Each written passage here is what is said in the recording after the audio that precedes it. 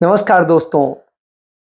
आज राजनीति क्या क्या करवट लेती है, किस तरीके से चुनौतियां लेती है, किस तरीके से तमाम बदलाव हो रहे हैं और कैसे एकदम से लोग बदल जाते हैं, ये सब आज की राजनीति में देखने को मिल रहा है। एक समय में कहा जाता था साम दाम दंड भेद। आज पता नहीं कौन कौन से भेद हो गए, कौन कौन से कारण मौजूद है, लेकिन इतना अब सच है कि इन सारे कारणों में सत्ता छिपी हुई। सत्ता की भूख है, और भूख है राजनीति की। भूख है धर्म को बेच करके भी सत्ता पाने की। भूख है झूठ बोल करके, नफरत फैला करके पाने की। जब यह सब कुछ हो तब निश्चित रूप से तमाम सवाल खड़े होते हैं। आज श्रीमती सोनिया गांधी, जो कांग्रेस के संसदीय दल की प्रमुख हैं, उन्होंने आज राज्यसभा सदस्य के रूप में शपथ ग्रहण की। वो पहली बार राज्यसभा जा रही हैं। अब तक वो जितने चुनाव लड़ी वो लोकसभा में गई, लेकिन उम्र के इस पड़ाव में आकर अब वो राज्यसभा जा रही हैं और वहां से वो सहयोगी बनी। प्रधानमंत्री का पद ठुकराते ठुकराते 3 बार उन्होंने पद ठुकराया। उनके बेटे ने ठुकराया और अब वो सिंपल राज्यसभा सदस्य के रूप में तैयार हो गई। आज से वो राज्यसभा सदस्य के रूप में जानी जाएगी। सोनिया गांधी निर्वाचित सदस्य बहरहाल राज्यसभा। इस पद की शपथ लेने के बाद वो तो अपने काम में जुट जाएंगे। दूसरी तरफ राज्यसभा में निर्वाचित हुई हैं नेता प्रतिपक्ष मल्लिकार्जुन खड़गे ने आज, जो कांग्रेस पार्टी के राष्ट्रीय अध्यक्ष, चित्तौड़गढ़ से हुंकार भरी है कि मोदी सबको डरा रहे और उनके वो हमेशा भ्रष्टाचार को मैं निकाल दूंगा, भ्रष्टाचारियों को खत्म कर दूंगा। अरे भाई, बहुत से कांग्रेस पार्टी के लोग जिनके ऊपर दब्बा लगा था, आपने दब्बा लगाकर बोला कि ये लोग भ्रष्ट है। टीएमसी के लोगों को कहा ये भ्रष्ट है, आपके लोगों को कहा ये भ्रष्ट है, एनसीपी के लोगों को कहा ये भ्रष्ट है, लेकिन सब भ्रष्टों को उन्होंने लिया। जो भ्रष्टाचार बोलता है 25 लोग लीडरों को उन्होंने लिया, उसमें से 2 लोगों की तो पूरा उनका जो उनके ऊपर एलिगेशंस थे वो खत्म किया। 23 की कार्रवाई चल रही, वो भी खत्म होने में है। भ्रष्टाचारी को लेकर आप हुकूमत करते हो और दूसरों को भ्रष्टाचार बोलते हो। यह शाह के पास एक बहुत बड़ी मशीन है, वो वॉशिंग मशीन बहुत बड़ी है। सब लोग छोटे छोटे खरीदते क्योंकि हमारा परिवार छोटा रहता है, इसीलिए हम छोटे छोटे धोती कपड़े। उनके पास बड़ा वॉशिंग मशीन है क्योंकि खुद कपड़ों के साथ आदमी भी अंदर जाना,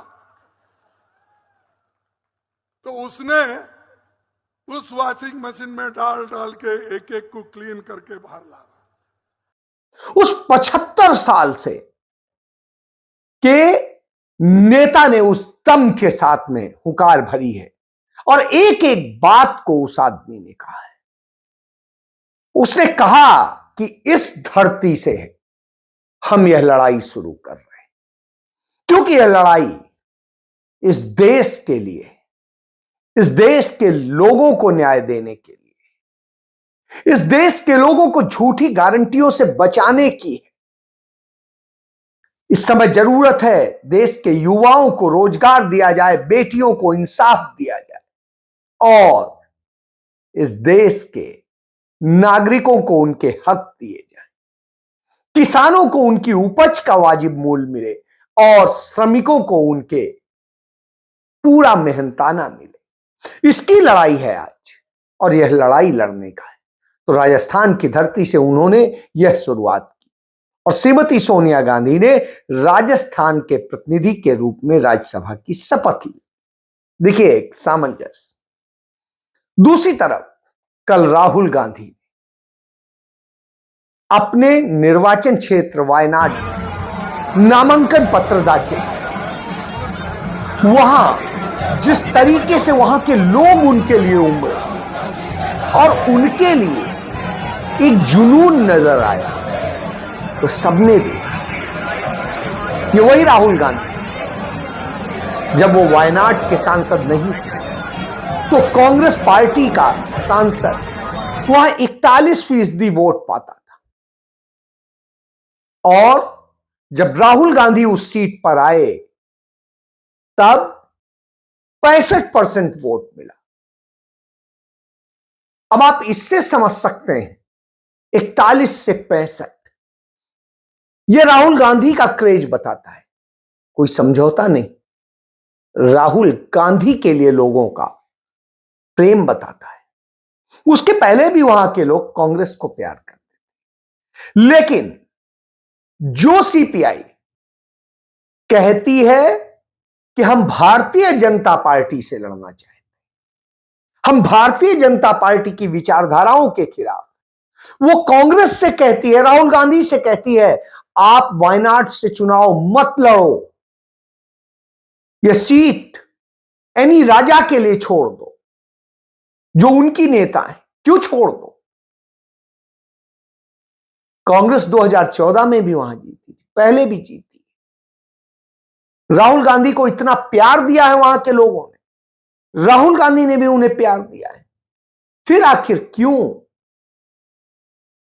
क्योंकि दबाव है नरेंद्र मोदी की तरफ से, दबाव है गोदी मीडिया की तरफ से, दबाव है तमाम सारे और लोगों की तरफ से कि राहुल गांधी को वहां से नहीं लड़वा, वहां से छुड़वा दो, जिससे वो कह सके कि देखो राहुल गांधी अब यहां से भी छोड़ के चले।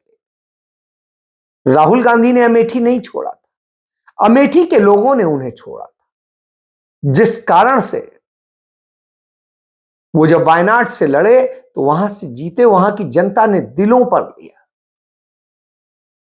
लेकिन जिस अमेठी के लिए राहुल गांधी ने इतना कुछ किया था, राहुल गांधी के परिवार ने किया था, उस अमेठी ने धोखा दिया था। निश्चित रूप से उसकी टीस है राहुल गांधी, लेकिन कोई बात नहीं, फिर भी वो माफ कर देते। तो वो तो माफ कर देते, लेकिन आपसे क्या कहें, वो जनता कैसे माफ करेगी वायनाड की, जिसने इतना प्यार दिया है राहुल गांधी को, यदि वो राहुल गांधी छोड़ देते। यह बड़ी वजह है। बहरहाल राहुल गांधी लड़ रहे हैं, तो इसलिए भारतीय जनता पार्टी और वामपंथी दल दोनों राहुल गांधी पर मिलकर हमला कर रहे हैं। आज वही हालात हैं जैसे 1977 में श्रीमती इंदिरा गांधी के खिलाफ तमाम वामपंथी दल और भारतीय जनता पार्टी, जो अब है जनसंघ होती थी, तो वो जनसंघ जनता पार्टी में विलय करके उनको हटाने पे तुली थी।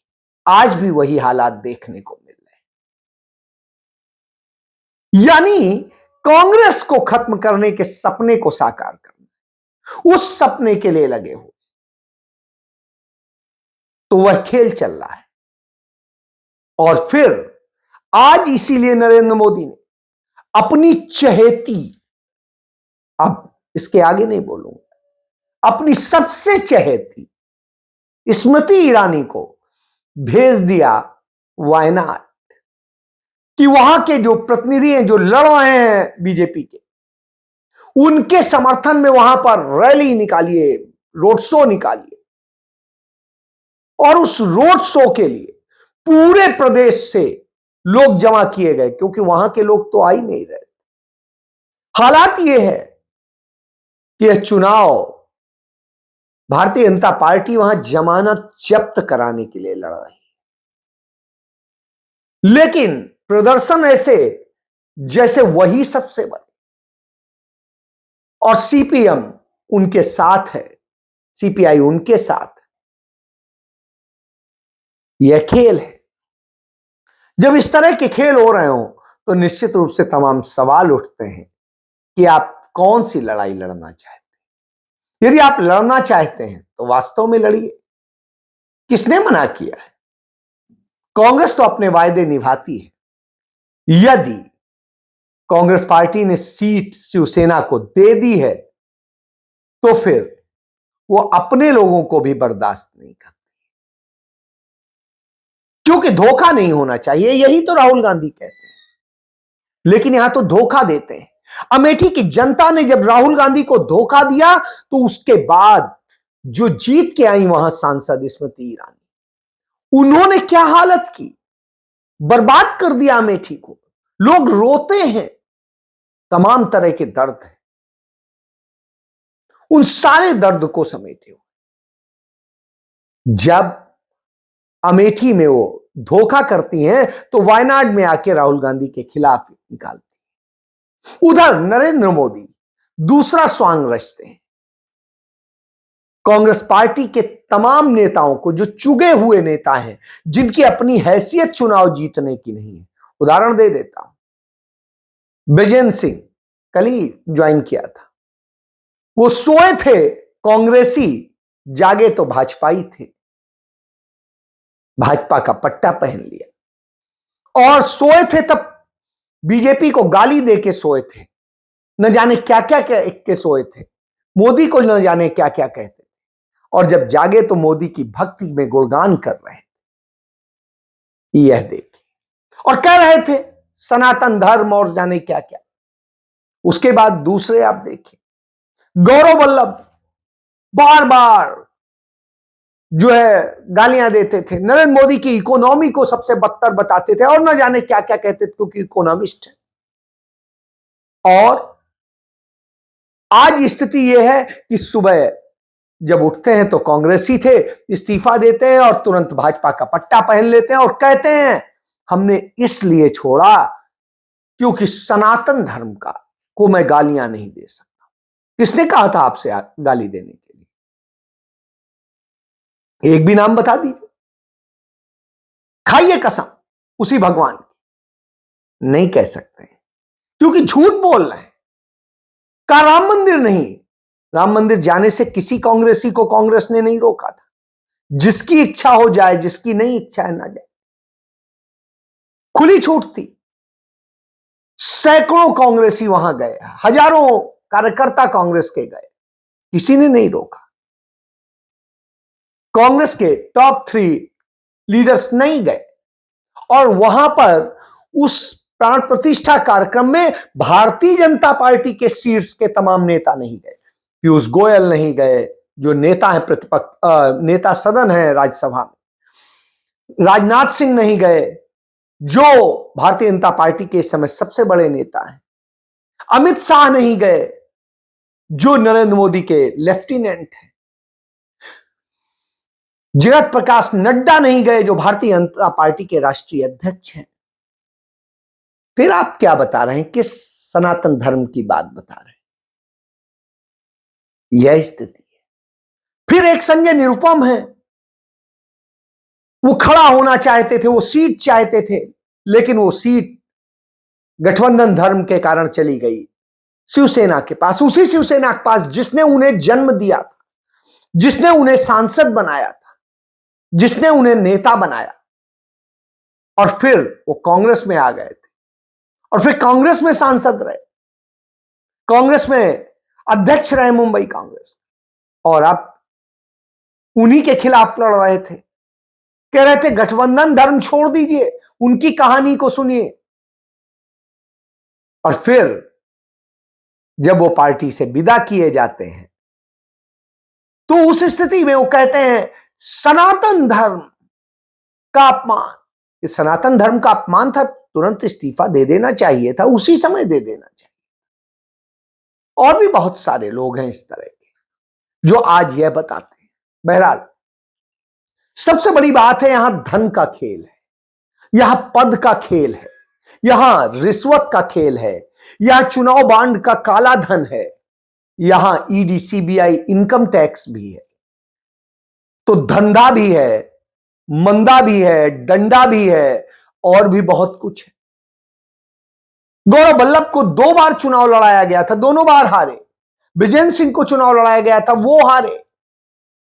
और हारे हुए लोग जीतने के लिए कहते हैं अब यहां पर दे दो, अब वहां पर दे दो, उसको नहीं हमें दे दो, न्यू टिकट मांगते हैं।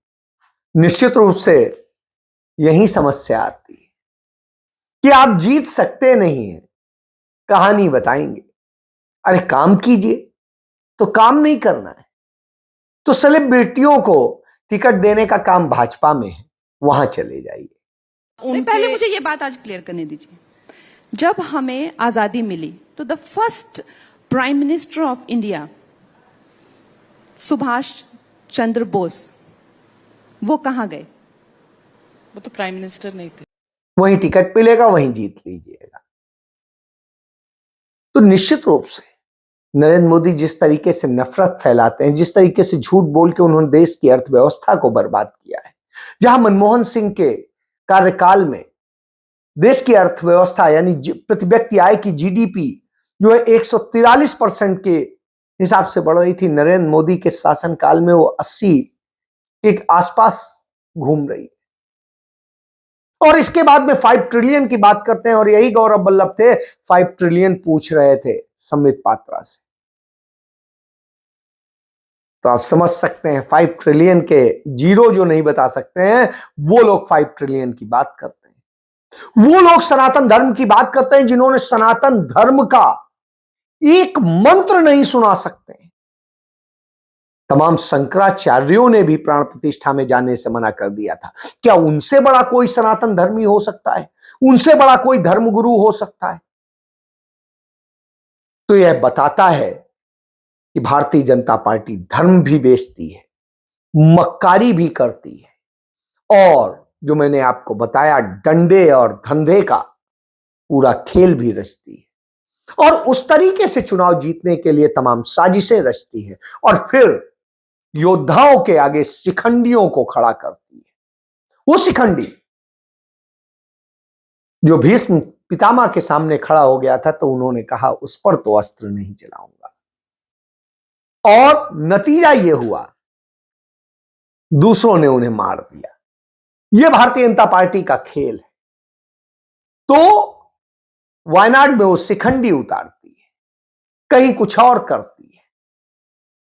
तो ये खेल चल रहे हैं। इन खेल की, नफरत की, झूठ की, झूठी गारंटियों की पूरी इबारत बिछी हुई है। ऐसे में लड़ाई है, विदेशी ताकतें लगी हुई हैं, और वो ताकतें इस चुनाव को प्रभावित कर रही हैं। उसके तमाम सबूत सामने आ रहे हैं, और जिस तरह की साजिशें हो रही हैं वो सामान्य नहीं है, क्योंकि पूरी दुनिया में की नजर भारत के लोकसभा चुनाव पे है। क्योंकि यह चुनाव पूंजीपतियों और गरीबों के बीच में जो ये खाई इतनी बड़ी बढ़ गई है, उसको और बढ़ाने के लिए। यदि कांग्रेस जीती तो यह खाई पटेगी, और उससे उन पूंजीपतियों को नुकसान होगा, और अमेरिका और चाइना जैसों को नुकसान होगा। और यदि खाई बढ़ेगी तो उन्हें फायदा होगा, इसलिए वो भी अपने स्टेक्स लगा रहे हैं। तो ये खेल किस तरह से किया जा रहा है, इसको समझ लीजिए। और यदि आपने जम के वोटिंग की, इसी ईवीएम पे की, तो नरेंद्र मोदी को उखाड़ फेंकेंगे, इसमें कोई भी बचा नहीं सकता है। फैसला आपको करना है, क्योंकि जननायक ने तो अपनी बात कह दी है, वो लड़ रहा है, और उनकी पार्टी तमाम जगह मुकाबले कर रही है। जय